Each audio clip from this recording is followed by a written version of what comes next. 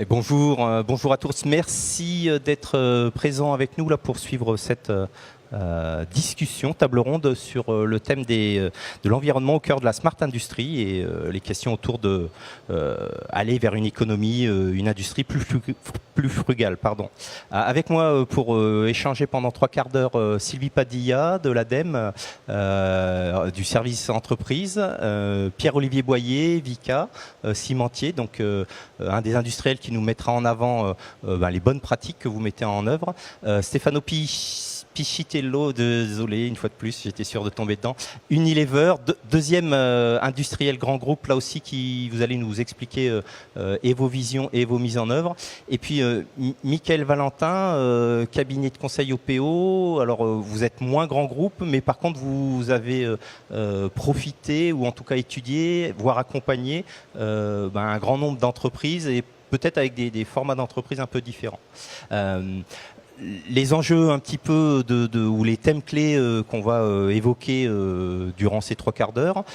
Évidemment, dans les questions environnement, on va parler de problématiques énergie, de problématiques matériaux, ressources, déchets, pollution. Et puis, très souvent, on est contraint par du réglementaire. Alors, est-ce que le réglementaire ou les standards sont des limites ou des objectifs? On est aussi contraint par une valorisation et la chaîne de valeur qui peut être un petit peu partagée dans tous les acteurs. Et on se posera aussi beaucoup de questions sur comment accompagner ces transitions, des nouveaux métiers, des nouvelles formations, donc pour aller vers de la transition énergétique, une économie plus verte, une économie circulaire sur un certain nombre de nos métiers. Sylvie, si vous vouliez nous donner un peu la posture ADEME, qui est quand même orientante, guidante pour beaucoup d'acteurs et qui est un des acteurs aussi ADEME, on va le dire, on va le redire, qu'il faut aller voir régulièrement si on veut rentrer dans ces actions-là. Merci. Bonjour pour cette invitation. Donc l'ADEME, c'est l'Agence de l'environnement et de la maîtrise de l'énergie. Nous sommes l'opérateur de l'État pour aider les acteurs à mettre en œuvre la transition énergétique et écologique. Et moi, je m'occupe plus particulièrement du secteur industriel. Avec un prisme, vous m'en excuserez, autour de l'énergie, mais également d'autres considérations, ressources et plus globalement environnement, puisque le thème est large et pas simplement lié à l'énergie. Au niveau de l'agence, juste rapidement pour positionner notre posture, on a en gros deux grands métiers. Alors on s'occupe de tout ce qui est énergie-environnement, on s'occupe à la fois du secteur économique, des entreprises, des collectivités ou du grand public, pas avec les mêmes outils. Et on a un peu 2 types d'initiatives. Une initiative en termes d'agence de financement, et donc ça rejoint ce que vient de dire Nicolas, venez nous voir parce qu'on a des dispositifs financiers pour vous accompagner dans la transition énergétique et écologique. Donc on redistribue de l'argent public.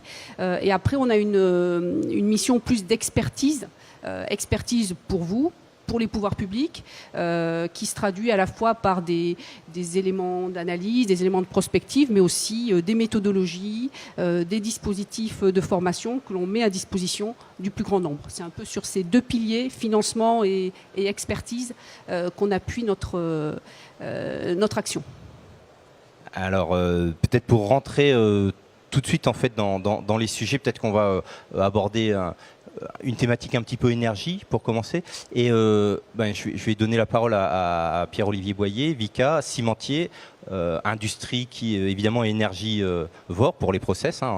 Alors, quelle est un peu finalement la vision d'un cimentier qui est proactif et qui propose des alternatives, et puis sur ces enjeux ou aspects énergie, quelles sont aussi des solutions, parce que c'est pas le tout d'avoir une vision, il y a aussi des solutions qui sont mises en œuvre aujourd'hui, accessibles et peut-être pour demain.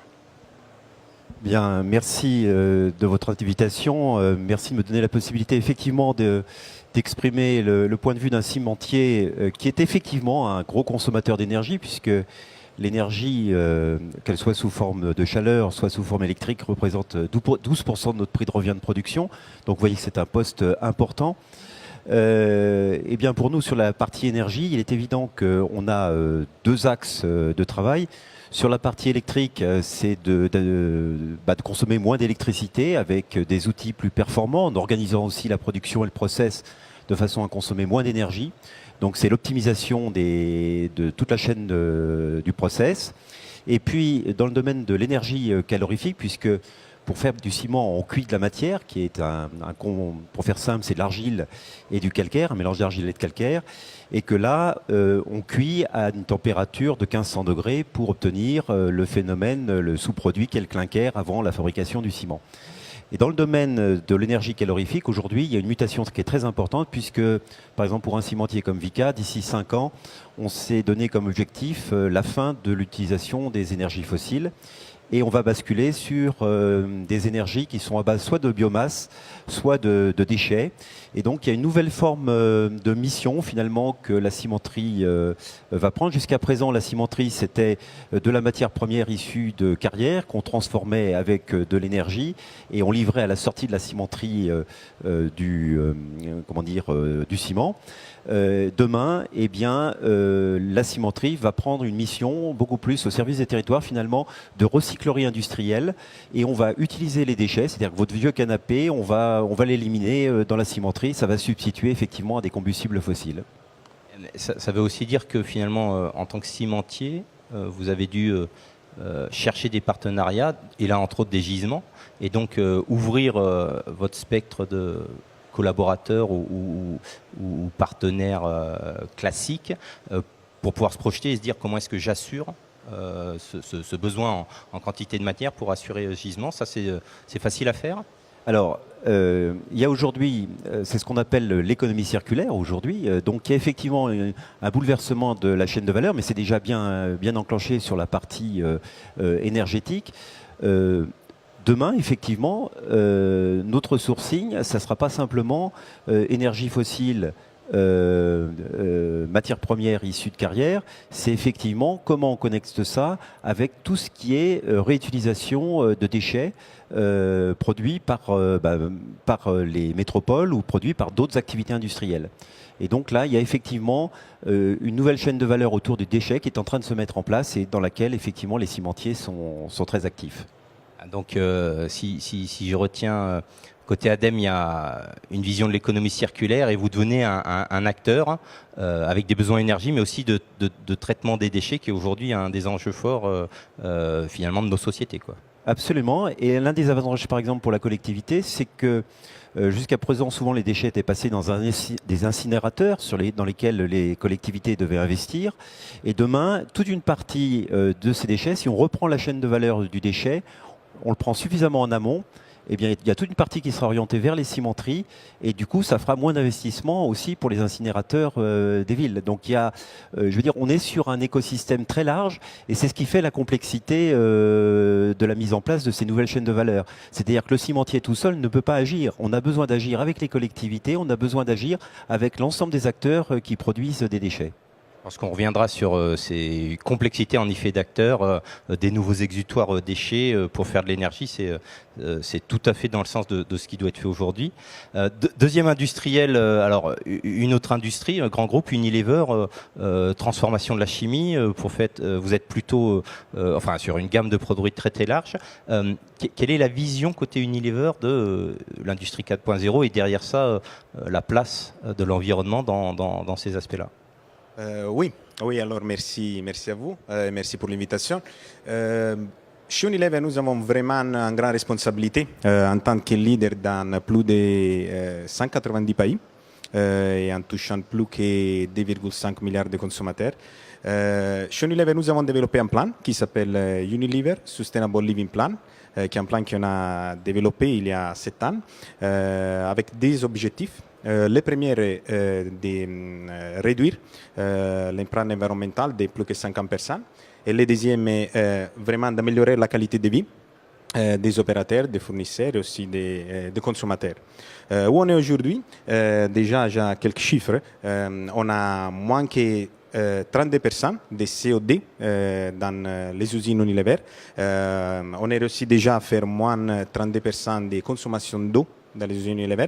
Veut dire que vraiment on a sur la part de soutenabilité, nous pensons d'avoir un rôle et nous avons besoin de créer et de changer la façon de voir vraiment l'environnement. En plus, on a signé les pactes de plastique il y a une semaine à Paris avec l'État français. Et nous pouvons dire que sur la part de sustainabilité, on s'est vraiment engagé. Et l'usine 4.0 peut vraiment nous aider à faire la différence. Quand je parle d'usine 4.0, je parle de collecter les données en temps réel, je parle d'avoir des informations immédiates, je parle de pouvoir faire un action plan immédiat dans les usines, mais surtout, je pense qu'il y a une vraie différence que nous pouvons faire, parce que quand je parle d'usine 4.0, nous parlons tous des usines connectées. Nous parlons tous d'avoir l'opportunité d'avoir des données en temps réel, mais aussi on doit regarder qu'est-ce qu'on peut faire pour améliorer la vie des opérateurs sur les lignes de production. Parce que si nous pouvons ajouter des AGV, si nous pouvons ajouter sur les lignes de production des systèmes qui en temps réel peuvent nous donner des informations sur les problèmes de sécurité, sur les problèmes de qualité que nous avons, c'est un moyen aussi pour aider les personnes sur les lignes de production. Alors on a deux axes. L'axe d'améliorer sur la part d'environnement et l'axe d'améliorer la vie des opérateurs et des personnes à l'intérieur de l'usine. Usine 4.0 est digitalisation, usine 4.0 est information en temps réel, usine 4.0 est développer des plans pour s'améliorer en continu et pour améliorer l'environnement et pour améliorer la vie des personnes que nous avons dans notre usine. Aujourd'hui, on a un retour très positif des consommateurs et un retour très positif des personnes à l'usine et ça, c'est un parcours qu'on doit continuer, mais on est vraiment engagé à le faire.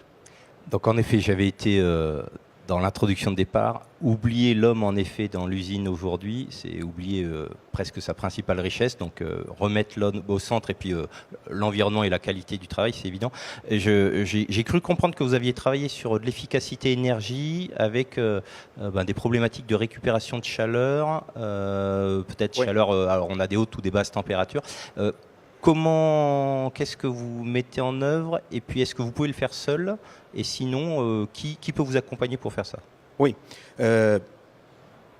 c'est sûr qu'aujourd'hui on ne peut rien faire complètement seul.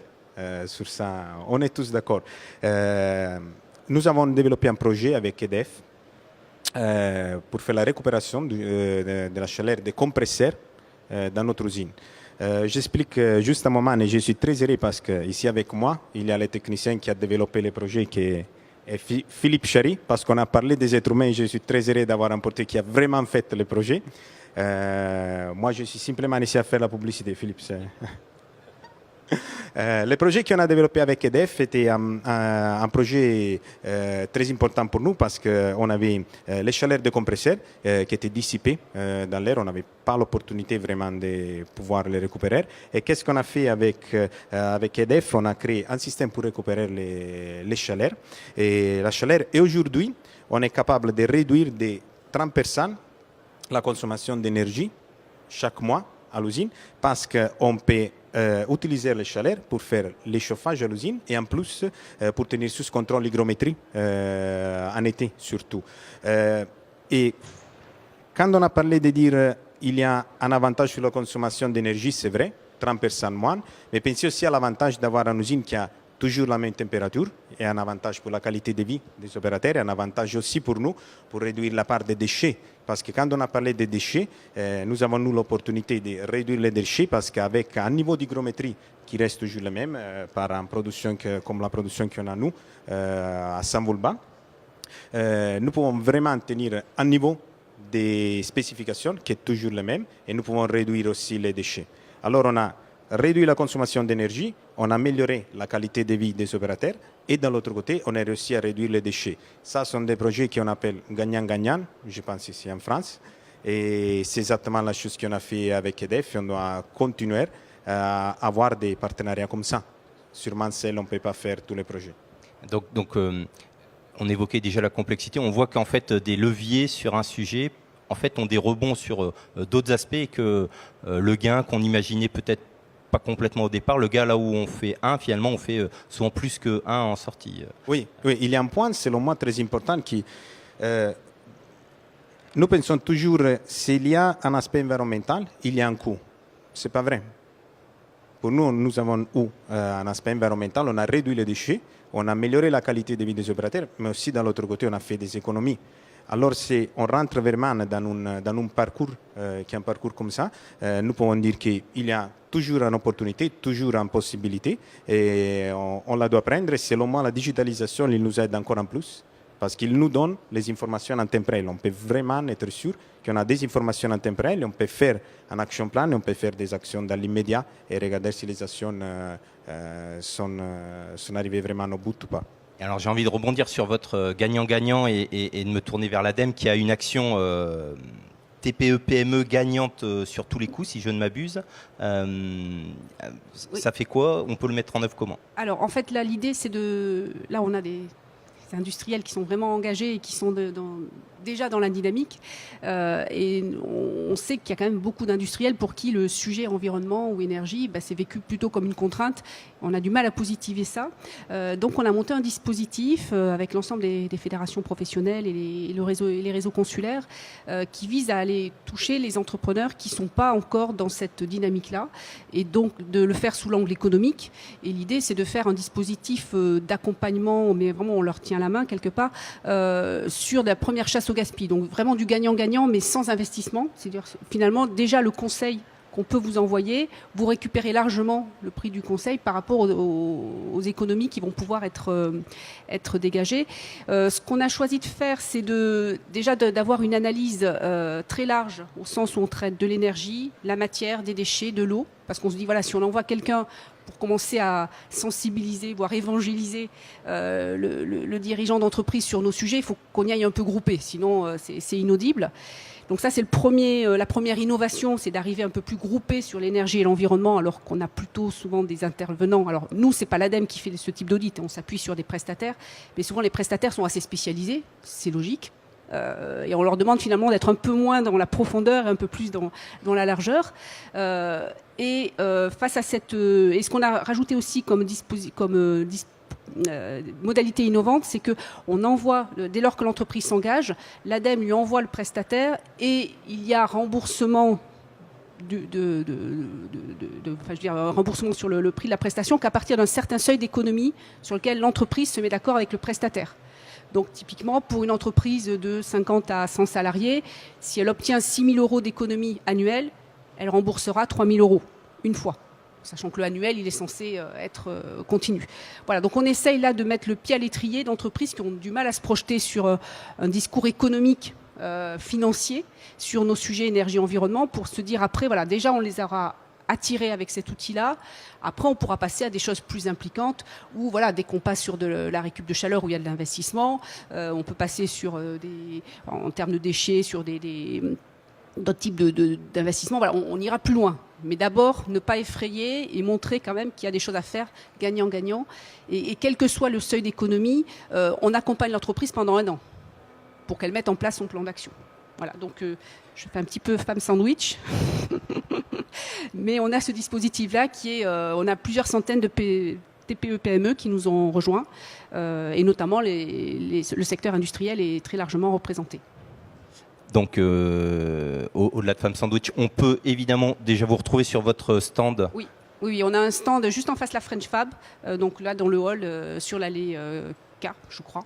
Voilà, donc on pourra vraiment vous montrer les dispositifs et vous voir comment on peut s'inscrire là-dedans. Donc là, c'est un des dispositifs qu'on va peut-être évoquer ce matin. Et puis évidemment, ces informations-là aussi, on les retrouve très bien sur votre site. Sur le site adem.fr ou entreprise.adem.fr, vous retrouvez l'ensemble des dispositifs, tout à fait. Alors, vous avez évoqué 2 choses, du réglementaire et deuxièmement des accompagnateurs. Alors là, je vais me tourner vers Michael Valentin. Dans la dimension environnement, en tout cas, on a eu beaucoup d'actions sur production, performance industrielle, où on amenait du lean et on s'était questionné comment Toyota faisait évoluer. Et il y a eu d'autres modèles depuis. Vous avez mis les pieds chez Tesla, vous êtes allé regarder comment est-ce qu'on met en œuvre chez Tesla. Donc vous l'avez retraduit au travers d'un livre, le modèle Tesla, donc qui est chez Duno. Ce qui veut dire que vous êtes allé à la fois voir des bonnes pratiques et des grands, et puis aussi vous êtes tous les jours, à travers de vos activités, dans des TPE, PME qui ont peut-être pas les mêmes capacités de vision, voire derrière ça, capacités de projet que les 2 groupes qui sont ici.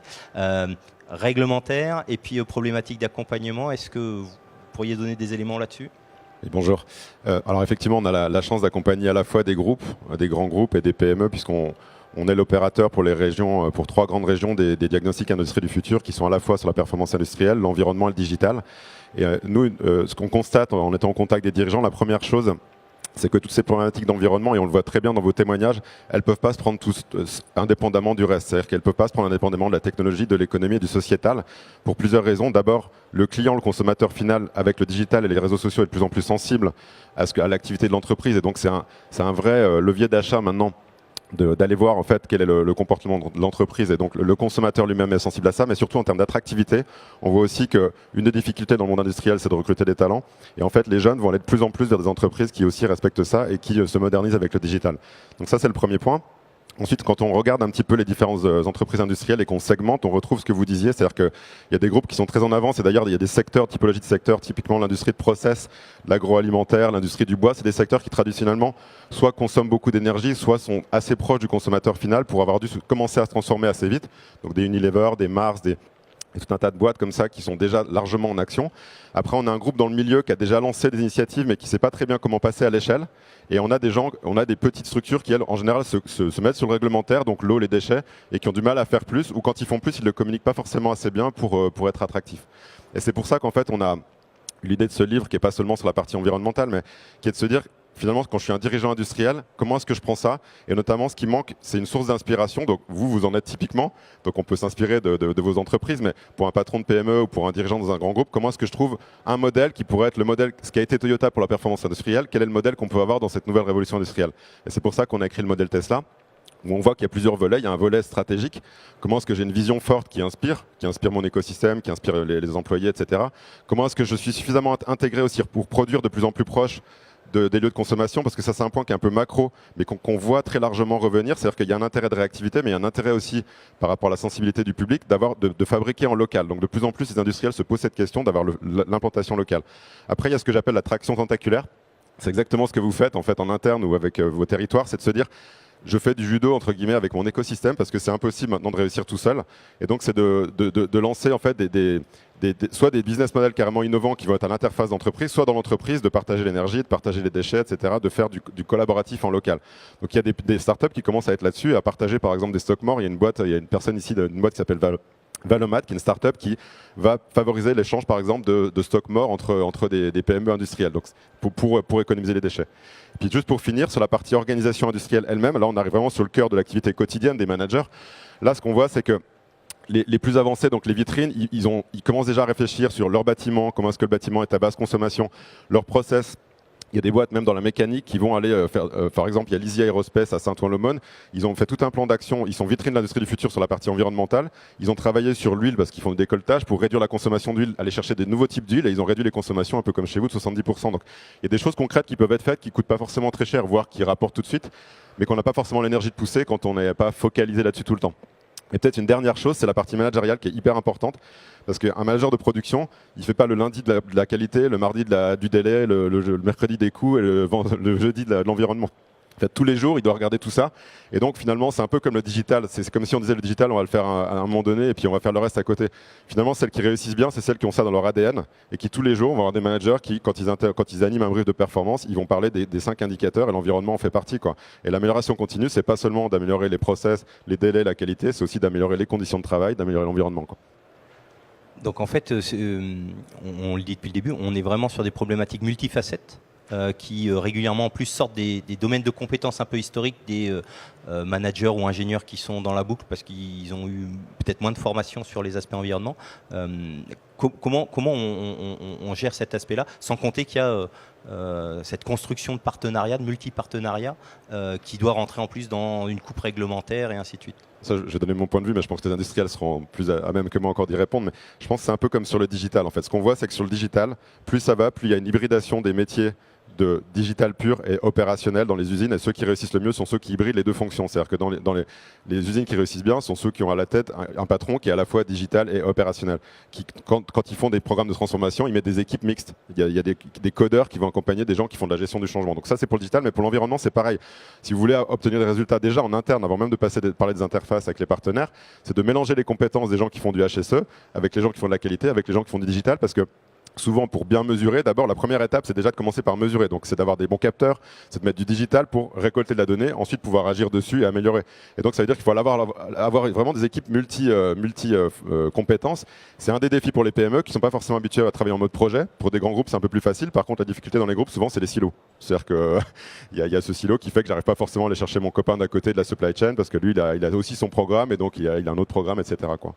Alors on va peut-être essayer d'écouter justement nos industriels sur cette obligation de désiloter et de croiser. Monsieur Boyer ?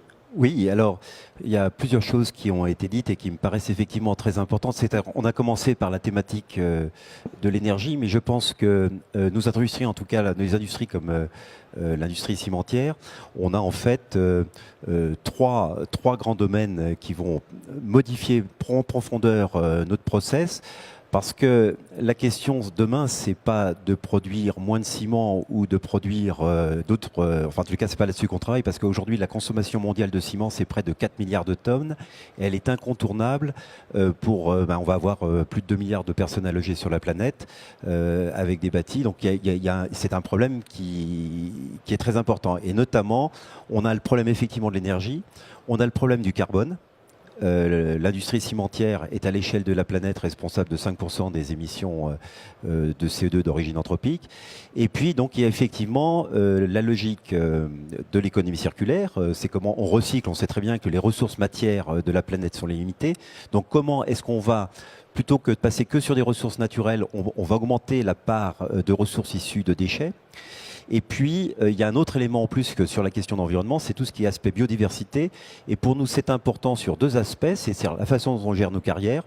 Et aujourd'hui, les carrières, c'est plus simplement un lieu d'où on va extraire des matériaux. C'est aussi un lieu où on va reconstituer de la biodiversité. Et ça, il y a des expérimentations pas très loin d'ici qui sont conduites, par exemple, par Vicat. On a créé une réserve naturelle régionale de 160 hectares avec aujourd'hui des indicateurs qui montrent qu'on arrive à recréer de la biodiversité, de faire de la biodiversité positive. Et tous ces éléments complexifient les process. Et là, ce qui a été dit sur le numérique me paraît important, c'est que le numérique va venir en appui de nos opérateurs pour faciliter la conduite de ces process. C'est-à-dire qu'avant, il y avait peu d'entrants. Aujourd'hui, on est en train de multiplier les entrants. Sur l'optimisation des process que je disais tout à l'heure pour optimiser la consommation d'énergie, qu'elle soit d'origine électrique, 12% de notre prix de revient, ou d'origine calorifique, on fait aujourd'hui des cocktails de mélange pour la cuisson qui sont compliqués à conduire par les opérateurs et il faut le faire, c'est pas minute par minute, mais presque. Et là, l'intelligence artificielle va nous aider pour optimiser ces process et produire dans les meilleures conditions possibles économiquement, mais aussi sur les questions d'environnement. Et puis après, il y a tout ce qui va se passer sur l'aval, c'est-à-dire que aujourd'hui on sort du ciment, mais demain on pense que la cimenterie sera capable de sortir aussi des sources d'énergie. Donc, mais ça sera, on peut peut-être en reparler autour de l'hydrogène, voire du méthane, puisqu'on va être capable demain, en fonction du coût de l'énergie, et donc là c'est aussi une autre contrainte, c'est-à-dire que c'est pas simplement l'énergie électrique à un prix constant, c'est-à-dire qu'on s'aperçoit qu'aujourd'hui avec les ENR, il y a des moments où l'énergie est disponible en abondance et on ne sait pas quoi en faire, et donc nous, industriels, on va voir comment on va adapter notre process pour utiliser l'énergie à ce moment-là. Parce que c'est à ce moment-là qu'elle aura le meilleur coût et où aujourd'hui, économiquement, ça rentrera de façon positive dans notre modèle économique. Donc, alors, je retiens, juste avant de donner la parole à Unilever, finalement, des besoins aussi de formation et de compétences, et puis des besoins de données et d'exploitation intelligente de ces données pour se projeter dans, pourquoi pas, des périodes de production qui sont sur des périodes économiquement plus intéressantes, voire du pilotage de systèmes ou de process qui, eux, sont de plus en plus compliqués. On reviendra sur ces aspects accompagnement, formation et données avec Madame Padilla. Unilever, même question, problématique un peu de silotage. J'entends aussi qu'il y a besoin de beaucoup de données pour pouvoir accompagner tout ça. Oui, alors Unilever, on a un grand avantage que la vision était faite et donnée par les CEO. Nous avons déjà une vision qui est partagée par tous. On parle des R&D, on parle des supply chain, un peu de tous les acteurs qu'on a chez Unilever. Si je parle vraiment de supply chain et je parle d'usine, moi je suis directeur d'usine de Saint-Vulbas, qui est juste à côté de Lyon. Et nous avons développé, comme tous les autres sites Unilever, un outil qui s'appelle WCM, World Class Manufacturing, sûrement bien connu.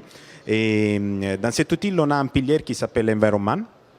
Et veut dire qu'on doit faire en vision, on doit prendre des KPI, des Key Performance Indicators, et chacun doit faire un action plan, et chaque semaine, on fait la discussion, aussi les managements, et on regarde chaque semaine quelles sont les consommations d'eau qu'on a faites, quelles sont les consommations d'énergie, si on a respecté les plans et où on est par rapport au plan. Et vous avez parlé beaucoup des formations, je suis complètement d'accord. Dans l'outil de WCM, il existe un pilier qui s'appelle People Development, qui est fait exactement pour faire ça. Chaque fois qu'on travaille sur la part d'environnement, on a une équipe et comme première chose, on fait l'assessment, comme était dit par les Anglais, des compétences. Chacun doit comprendre, OK, où je suis. On fait un radar chart, on regarde quels sont les gaps qu'on a et on fait un plan dédié. Parce que nous ne pouvons pas dire...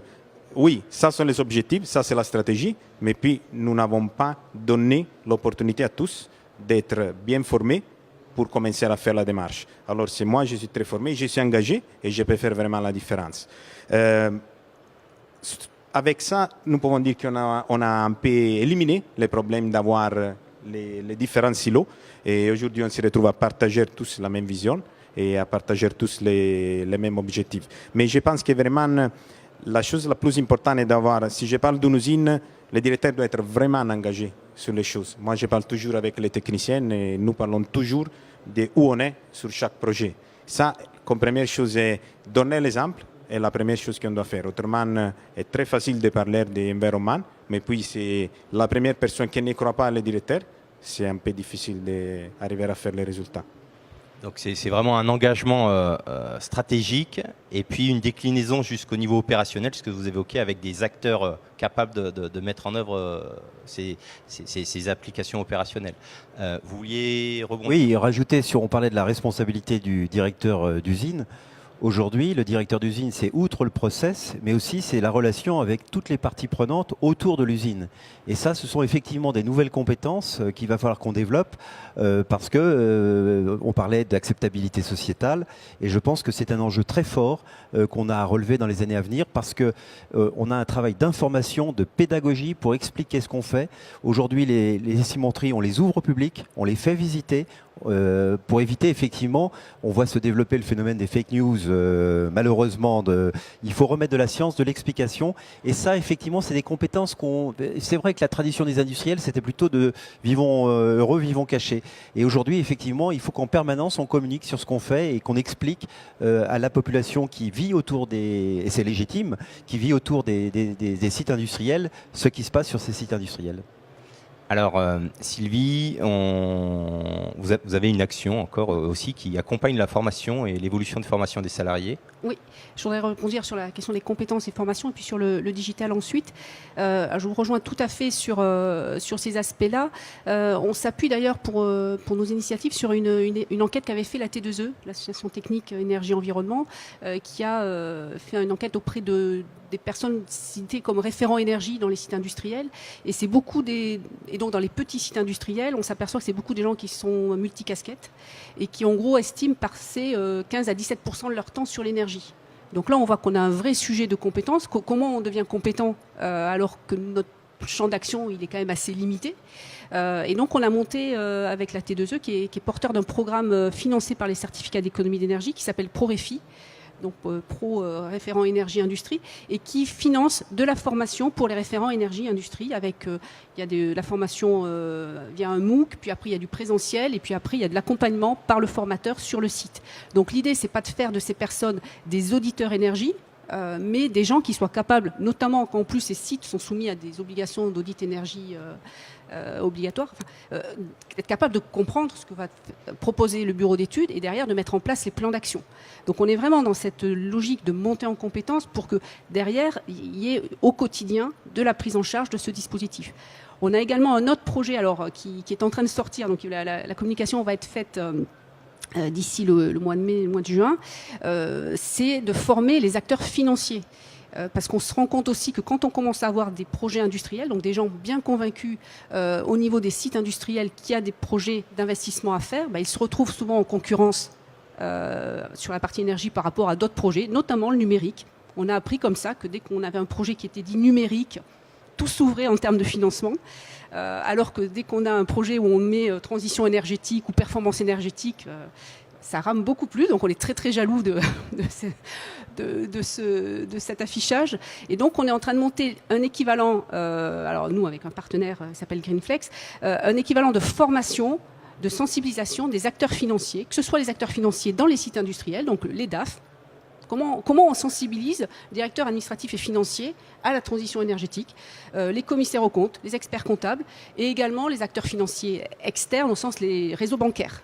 Donc on va avoir aussi le même dispositif d'accompagnement pour que finalement c'est bien la peine d'avoir des gens hyper convaincus, alors que ce soit le directeur de site, que ce soit les opérationnels, les ingénieurs méthodes, les ingénieurs QSE, et puis finalement dès qu'on met un projet sur la table, là il n'y a plus personne, les connexions ne se font plus. Donc on a vraiment tout un champ d'activités, même si ce n'est pas porté directement par nous, mais voilà, on fait la promotion et on invite les acteurs à se positionner sur ce type de programme pour faire monter le niveau de sensibilisation sur nos sujets autour de la compétence. Et le deuxième point que je voulais signaler en réaction à ce que vous disiez, c'est sur le digital. Alors, comme je vous le disais, on est jaloux du digital, du numérique, mais on y voit, alors on partage complètement l'idée que ça ne peut que servir parce qu'on peut mettre des indicateurs, parce qu'on peut suivre en continu. Il faut cependant faire attention que la face cachée du digital, quand même, au niveau énergie, environnement, c'est pas anodin non plus. Donc il faut faire du digital mesuré, si je peux dire, intelligent pour qu'on ait les bons capteurs au bon moment. Donc il faut mettre de la valeur, finalement, sur les datas que l'on peut récupérer.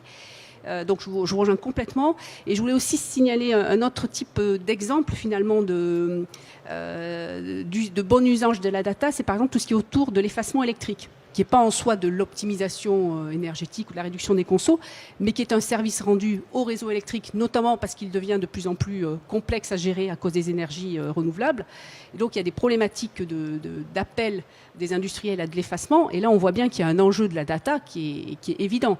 Donc on a besoin d'avoir finalement un lien très fort entre le numérique, au sens large, et la transition énergétique. Et je pense que ça rejoint aussi la question un peu des hubs énergétiques territoriaux, c'est-à-dire que finalement, un industriel va se retrouver autour d'un écosystème où parfois il peut être consommateur, parfois il peut être producteur. Et ça, si on n'a pas la bonne information, la bonne data, on n'y arrivera pas. Donc il y a vraiment un lien en termes de développement. Je ne sais pas si dans la salle il y a des industriels du numérique, mais il y a vraiment un enjeu de développement de l'industrie du numérique pour vraiment intégrer la transition énergétique ou plus large écologique, parce que derrière il y a aussi la question des ressources. On voit bien tous les effets rebonds qu'il peut y avoir derrière. En effet, là, vous illustrez clairement que vous êtes acteur fort dans vos cœurs de métier, mais que finalement vous multipliez un petit peu via des connexions. Donc, rechercher les connexions. Vous devenez un jour aussi producteur d'énergie, acteur de la gestion des déchets, réducteur d'empreintes CO2 et puis partenaire. Donc, ça complique finalement beaucoup les projets, l'analyse et leur mise en œuvre. Oui, parce qu'en fait, aujourd'hui, une cimenterie va gérer énormément de flux. On assiste à une multiplication des flux qu'il faut tracer. Donc il faut des datas. Il faut agréger ces datas pour leur faire dire quelque chose. Et il faut que nos opérateurs arrivent à gérer l'ensemble de ces flux. Donc là, c'est là qu'on va avoir besoin, pour les aider à travailler, de leur mettre en place des outils à base d'intelligence artificielle pour leur simplifier le travail. Donc là, on a un champ sur les datas, l'intelligence artificielle. On voit déjà les robots qui sont bien arrivés dans nos cimenteries. Mais on voit bien que ça, c'est un des enjeux futurs, notamment en matière de formation, parce que ce sont des outils aujourd'hui que nos collaborateurs ne maîtrisent pas. Donc ça, il va y avoir un travail de formation dans ce domaine-là. Et après, de maintenance.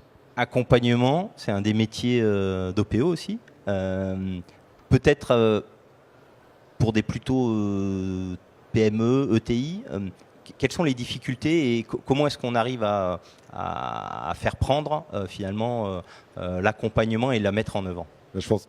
D'abord, c'est pas que dans les PME et les ETI qu'il y a ces problèmes. Je peux vous dire qu'il y a aussi beaucoup de groupes parce qu'en fait, c'est des problèmes qui sont complexes, donc il n'y a pas de jugement de valeur dans ce que je dis, c'est que c'est pas simple. Je pense que dans tout ce qui vient d'être dit, ce qu'on voit, c'est que plus ça va aller, plus le digital fait qu'on a besoin de plus collaborer en fait, à la fois avec l'extérieur de l'entreprise et dans l'entreprise. Donc à l'interface, il y a une des choses que le monde industriel n'a pas encore complètement fait et que les acteurs du digital pur font très bien, c'est que eux, ce qu'ils ont réussi à faire avec tous les réseaux, tout Internet, etc., à la base, pourquoi ça fonctionne aussi bien, c'est que il y a des standards de communication aux interfaces. Et donc chacun fait ce qu'il veut chez lui, mais en fait, quand il veut communiquer, il y a des API, il y a tout un tas de choses, ce qui fait que vous pouvez utiliser l'intelligence artificielle de Google, vous pouvez aller acheter facilement maintenant des briques qui sont indépendantes d'un acteur digital et vous interfacer avec. Et donc l'industrie n'a pas encore fait ce mouvement-là de se dire comment est-ce que je m'interface facilement. Je suis une usine, je vois un peu loin là, mais je veux m'interfacer énergétiquement avec mon petit camarade d'à côté, ou alors je veux m'interfacer en termes de planning d'ordonnancement parce que là j'ai un creux de charge et lui pourrait peut-être me passer de la capacité ou l'inverse. Et donc ça, c'est cette espèce d'économie collaborative industrielle locale, elle ne peut pas encore complètement avoir lieu parce que ces standards-là, ils ne sont pas complètement existants, ni sur le hard, ni sur le soft, c'est-à-dire les process. Après, sur la transformation elle-même, c'est pas fondamentalement différent de la révolution industrielle d'avant. Ce qui fait que ça fonctionne, c'est qu'il faut travailler de manière systémique. C'était très bien dit dans ce qui était dit là, c'est que ça ne sert à rien de donner de l'intelligence artificielle à un opérateur qui fait une conduite d'installation s'il n'a pas été formé, s'il ne comprend pas pourquoi il fait ça. Si derrière son manager il passe pas le voir régulièrement pour l'aider quand il y a un problème, pour résoudre le problème avec lui, donc il y a tout cet aspect-là de gestion du changement qui disparaît pas, qui est même encore plus importante parce que la montée en compétences qu'on va devoir faire dans les années qui viennent, elle est hyper importante. On va aller chercher des compétences qui sont de plus en plus rares. Donc il y a une partie qu'on devra prendre à l'extérieur parce qu'on va pas intégrer toutes ces compétences. Typiquement l'intelligence artificielle, tout le monde peut pas avoir ça en interne, ça coûte cher et c'est rare. Mais par contre, plus ça va aller, plus on va demander aux opérateurs de monter en compétences sur leur conduite d'installation. Il y a de moins en moins dans les usines en fait de gens qui ont des tâches manuelles pures, mais de plus en plus ils sont sur des interfaces digitales, des commandes numériques. Dans l'industrie de process, ça fait un petit moment que c'est comme ça, mais même dans les usines qui sont plus manufacturières, en fait il y a cette montée en compétences à faire et donc il y a forcément un accompagnement à la fois par les systèmes éducatifs et ensuite une fois qu'on est dans l'entreprise, les managers qui vont accompagner ce mouvement, résoudre les problèmes et puis on continue. De toute façon, il faudra continuer à se former. C'est fini l'époque où on se formait avant d'aller en entreprise et après on était formé. On va falloir se former tout le temps maintenant. Donc c'est un travail qui va continuer dans les années qui viennent, quoi. Donc c'est les nouveaux métiers de la transition qui sont des nouveaux ou des évolutions de métiers pour faire glisser en compétence les acteurs actuels et les rendre compétents, capables d'affronter les enjeux qui arrivent. C'est en deux temps en fait. Il y a une première transformation à faire pour acquérir cette compétence en fait managériale en fait qui va permettre d'accompagner ces nouvelles compétences de terrain. Ça c'est une transformation à faire, mais dans la plupart des entreprises industrielles sont dedans maintenant. Les groupes, effectivement, peut-être un petit peu plus en avance que les PME, mais il y a certaines PME qui sont ceci dit des vitrines et qui vont très vite parce que quand le patron est convaincu dans une PME, vous allez vraiment très vite et il y a des vraiment très belles boîtes en France qui sont en avance là-dessus. Et puis après, la deuxième étape, c'est une fois que les gens sont formés, comment vous continuez à capitaliser là-dessus et c'est une forme d'amélioration continue, mais sur le digital, quoi. Alors il nous reste, on va dire, une poignée de minutes. Pour conclure, peut-être les objectifs forts ou les enjeux un peu d'ordre 1 là. De nos industriels d'abord et après on conclura par l'ADEME qui est vu l'état de bonnes pratiques auquel vous êtes arrivé, c'est quoi l'étape d'après? Vous voyez quoi en étape d'après a priori dans vos secteurs, dans vos métiers? Oui, il y a toujours une étape d'après. Nous avons commencé un plan, comme j'ai dit, les Unilever Sustainable Living Plan. On a sûrement une mise à jour du plan qui sera faite cette année et on va prendre encore en plus des objectifs. D'un autre côté, on doit aussi célébrer les choses qu'on a bien faites. Et je parle aussi chez nous. Quand je parle de l'usine de Saint-Vulbas, je pense à une usine qui aujourd'hui est à zéro émission de CO2, une usine qui a zéro déchet. Qui sont envoyés à la décharge. Il y a une usine qui fait des boîtes en carton qui sont complètement recyclées et qui sont recyclables. Il y a des choses qu'on doit tenir et on doit penser que ça est un peu l'indication pour nous pour faire un chemin sur les prochaines années. Mais l'objectif est toujours d'être toujours plus éco-soutenable, comme on dit, et de chercher vraiment de réduire l'empreinte environnementale parce que c'est notre monde, on ne peut pas les laisser comme ça. Alors j'adhère complètement. Vika? Pour Vika, nous, notre stratégie est simple, c'est produire localement pour construire localement. Donc c'est renforcer l'ancrage territorial de nos outils industriels. Donc quand je dis renforcer l'ancrage territorial, c'est multiplier les liens avec l'écosystème. C'est-à-dire que, et ça c'est effectivement un travail qui va prendre du temps. On ne pense pas que le modèle demain, c'est de faire se déplacer la marchandise et le ciment. C'est plutôt effectivement l'économie de proximité, la production locale et effectivement en intégrant toutes les problématiques environnementales. Donc c'est moins de CO2, c'est plus de retraitement matières issues de déchets, c'est aussi moins d'énergie, retravailler avec les énergéticiens sur nos façons de consommer l'énergie, notamment électrique, mais aussi tout ce qui est production de chaleur. Donc en fait, dans les années à venir, avec des mutations sur les métiers, sur les contenus des métiers qui vont se faire, mais qui vont se faire doucement en intégrant effectivement ce qui a été dit sur le numérique, sur le sociétal. Et il ne faut pas oublier la dimension relation interpersonnelle, parce qu'aujourd'hui, il ne faut pas sous-estimer que la relation machine prend de plus en plus d'importance et que l'être humain n'est pas fait pour travailler qu'avec une machine. Donc il faut qu'on trouve d'autres modes de régulation sociale sur nos entités industrielles. Et donc ça fait partie de nos enjeux, des défis qu'on a à relever dans les années à venir. Ah, très bien, c'est beaucoup plus large qu'un secteur frais, donc c'est vraiment très bien. Conclusion portée par Sylvie Padilla, l'ADEME. Oui, alors peut-être aussi donner quelques chiffres sur, un grand chiffre sur la prospective que l'on fait à l'agence nous amène à se dire qu'on est capable au niveau du secteur industriel de faire 20% de gains d'efficacité énergétique d'ici 15 ans, d'ici 2035. Donc en gros, on est dans une logique de temporalité où on a déjà un parc industriel assez vieillissant, donc on se retrouve dans un train de renouvellement du parc industriel, donc on se dit que c'est vraiment jouable. Et ces 20%, ils sont liés notamment au programme, finalement, à des actions un peu soft comme celles que j'ai déjà identifiées, mais également des programmes d'investissement et puis également l'innovation. Et pour ça, on a finalement deux autres types d'activités de financement qui sont le fonds chaleur qui permet d'investir dans des installations de chaleur renouvelable ou de récupération de chaleur et qui se couplent finalement avec le dispositif des certificats d'économie d'énergie qui, eux, sont plus sur la partie efficacité énergétique.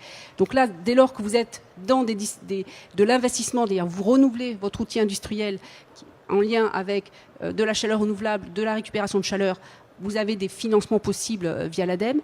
On a également la même chose, sans parler d'énergie, sur la partie déchets, efficacité et ressources. C'est le fonds économie circulaire. Et puis, donc ça c'est la partie performance énergétique. Et on a également des programmes de financement en termes d'innovation, parce qu'on sait aussi que pour faire la transition énergétique et écologique, il va falloir trouver de nouvelles technologies, de nouveaux process. Et là, on est opérateur du programme des investissements d'avenir. Il y a des appels à projets réguliers sur l'industrie éco-efficiente au sens large, énergie, matière, déchets. Il y a des dispositifs qui sont dédiés aux PME, donc des PME qui sortent de nouvelles technologies ont des dispositifs vraiment dédiés pour être plus agiles, pour donner des financements plus rapidement. Et on peut financer des démonstrateurs. Donc il ne faut surtout pas hésiter à regarder comment finalement les pouvoirs publics peuvent vous accompagner à développer des technologies, des process qui accompagneront la transition énergétique et écologique de l'ensemble de l'industrie. Et pour plus de détails, je vous invite à me rejoindre sur le stand de l'ADEME, juste en face la French Fab. Merci à tous. On ne va pas prendre le temps de prendre des questions, même si je pense qu'on aurait pu débattre encore plus longtemps. Vraiment, merci pour ces échanges ce matin et continuez tous à être acteurs dans ces transitions écologiques pour l'industrie. Merci, bonne fin de journée.